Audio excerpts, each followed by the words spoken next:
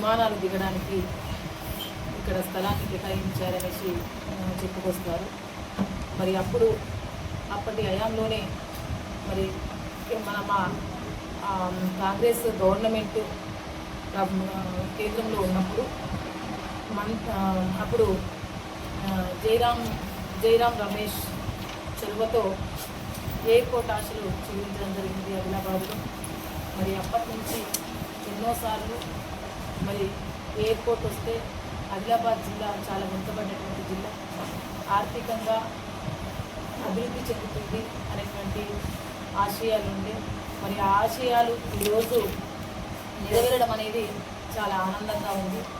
గతంలో అసెంబ్లీలో 2-3 సార్లు సీఎం రేవంత్ రెడ్డి గారు మరి తప్పకుండా ఆదిలాబాద్ జిల్లా వెనుకబడినటువంటి జిల్లా, నేను చాలాసార్లు ఆదిలాబాద్ను సందర్శించడం జరిగింది.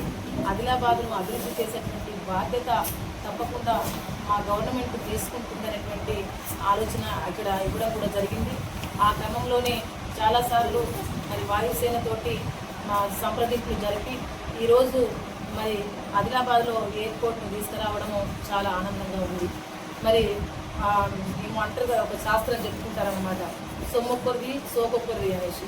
బీజేపీ ఎంపీలు ఎమ్మెల్యేలు ఏమని చెప్పుకుంటున్నారంటే మేము తెచ్చుకున్నామంటే మేము తెచ్చుకున్నాం అనేది అని వాళ్ళు ఇలా మాట్లాడుకుంటున్నారు. అది తప్పు.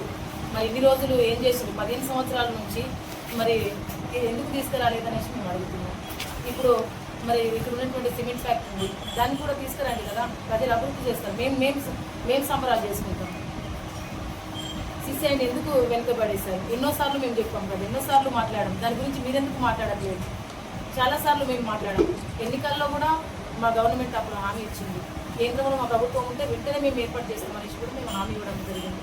మరి ఇప్పటికి ఏమైపోయింది? మరి 15 సంవత్సరాల నుంచి భారతదేశానికి పరిపాలన చేస్తున్నారు. ఆదిలాబాద్ని ఎందుకు ఆవిడ దూరంలో ఉంచారు అభివృద్ధికి? ఈరోజు సీఎం గారు మాట్లాడి మంత్రాలు చేసి